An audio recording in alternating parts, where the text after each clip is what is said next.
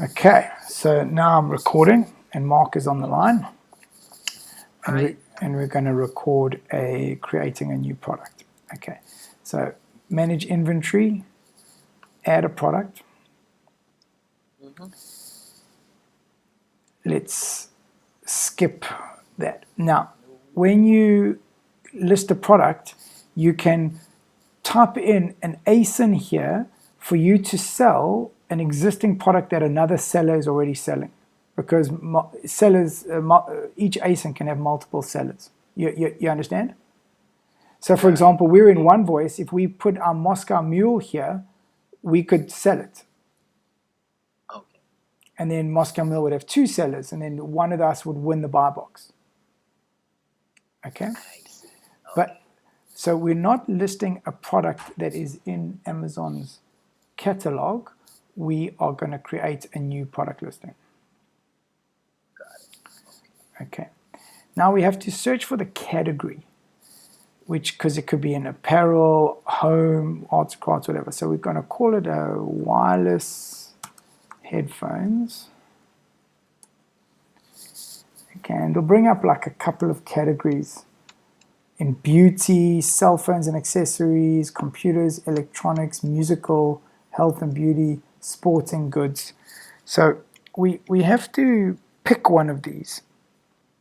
And there's different people think that maybe if you put yours in a category that it really shouldn't be, you then would rank higher in your category. Do you understand? But we kind of, the way I do it is I try and pick it as close as possible. Video game, headsets, no. Yep. My phone's Okay. working properly. Wait.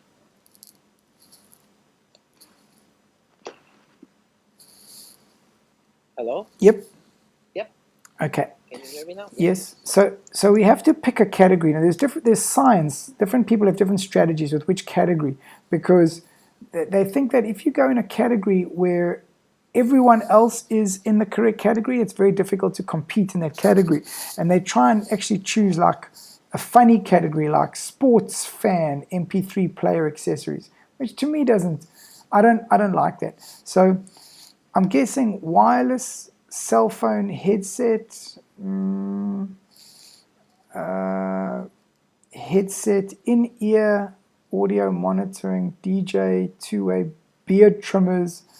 So I said wireless headphones, wireless cell phone, car speakerphone. I'm going to go wireless cell phone headset. Okay. Yep. All right. We have to create a title. This is going to be, you can change it later on, right? So, I'm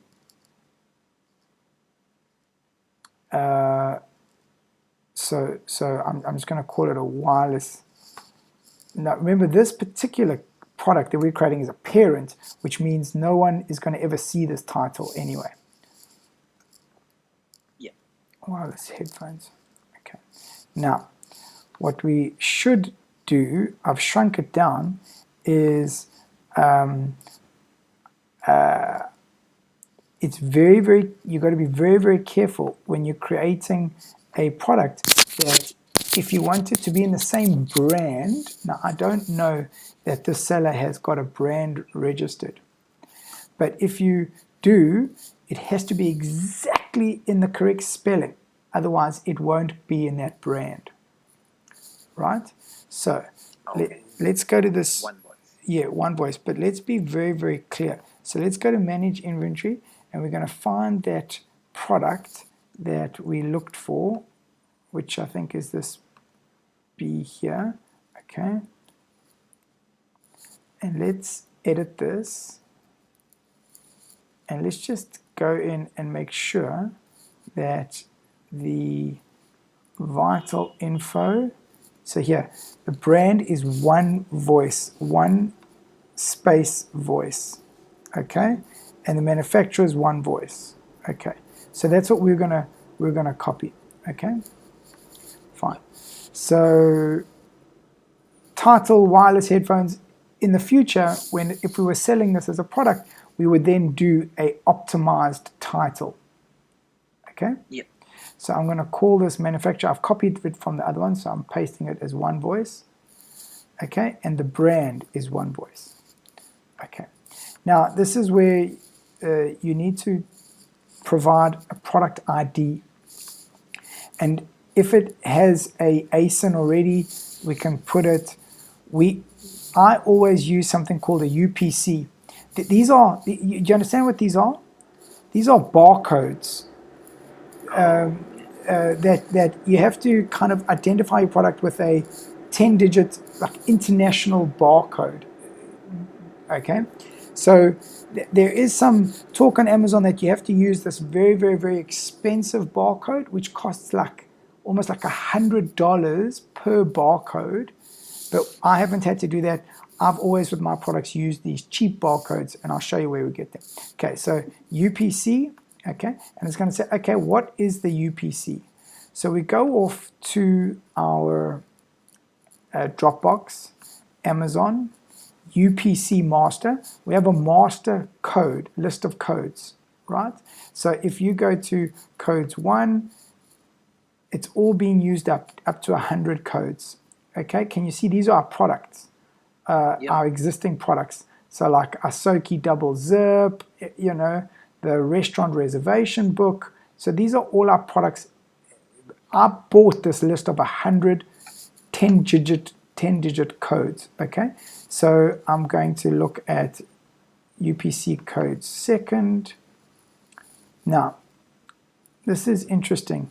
It looks like this is a list of codes. Give me one sec. Give me one sec.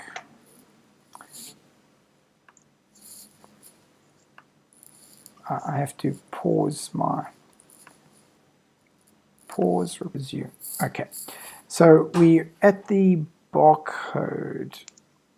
Now, I'm going to pause recording.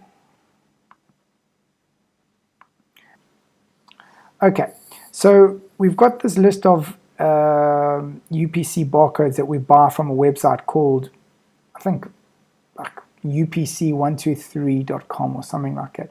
And we buy like hundreds and hundreds of barcodes, and here's a list of 350 barcodes that are all new and have not been used. Once you've used the barcode once to create a product on Amazon, you can never use it again. Okay? So, we now are going to use this barcode to create, I'm going to call it Girish wireless headphone parent, because that's what we're creating. Now, if you're going to create like hundreds and hundreds of products, you're going to have to create each one with these codes. And maybe you would have to do it with an upload file. You'd have to get all these codes ready for the upload file. Okay? All right, so let's copy.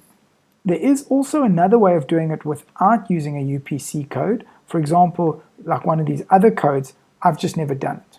So I know it using the UPC method, okay? So there is the UPC.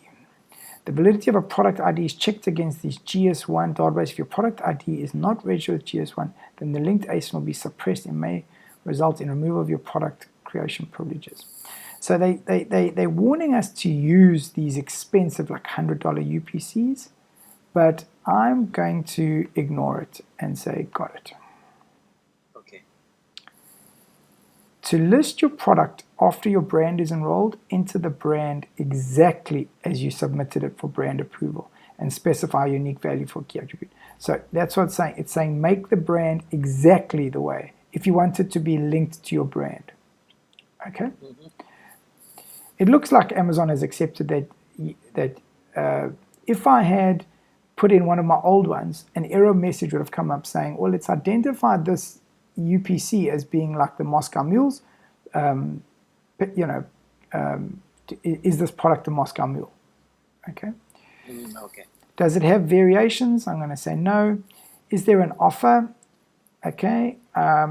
we have to, when we create a product, if you're creating it manually, you can start to say, I've got some variations here. There's a variation on size, color, or size and color. Yep. It's only offering us these three because of the category that we chose, which was headphones. If it was something, if it was a different product, a different category, it would offer us much more different variations. Okay. Under offer, here we get to select the seller SKU. Now you know what the SKU is, right? That's where you go to manage inventory, you get to see the SKU. If we go here, manage inventory, and look, all the SKUs are codes. Okay, now so he's given them like a code, like one voice HP10, one voice HP24. Now it's very, very nice for your SKU to explain to you what your product is. So here, this is just A1WRP, that's nothing. It's very, very nice for your SKU to give you an inkling of what's coming, right? So because there are other places, like for example, when you create your shipping label, all it does is give you the SKU, and you have to identify your product from your SKU. And if the SKU is a code, you don't know what it is. But if the SKU says gifter cup, ceramic mug, you know, I love my aunt, then we know exactly what their product is. Okay, so I'm going to call this wireless headphone parent. Okay, you have to give it a price because Amazon requires us to specify a price, even though we're never selling a parent. We have to say whether it's new, whatever, and we have to say how many we're putting into stock. We'll put one into stock. Okay, we're not going to put images in now. We're not going to put variations in because we'll come back and, well, because it's a parent, it doesn't need it. And let's say save and finish. Yep. But if we were going to create photos, we would then bring in the photos. And that's the listing done. So the tricky part of the listing is knowing how to put in that UPC, going to go find the UPC, and then identifying on the UPC schedule what your product is. Got it. Okay, so now if we go to manage inventory, here is the this new thing. Okay, the new parent. The status is incomplete, but you do have an ASIN. Can you see it? Yep.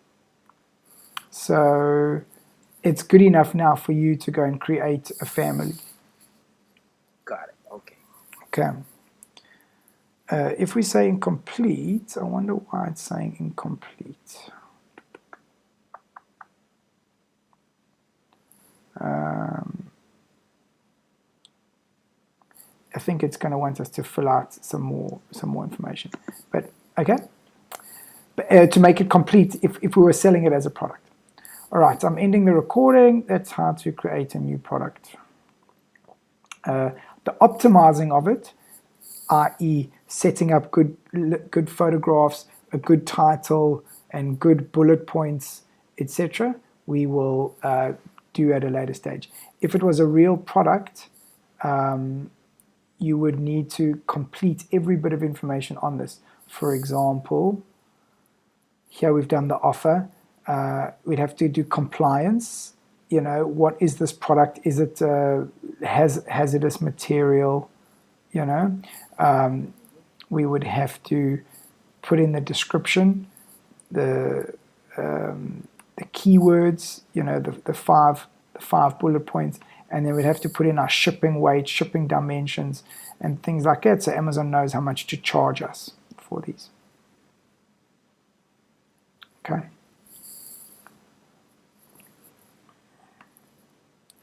Stop recording.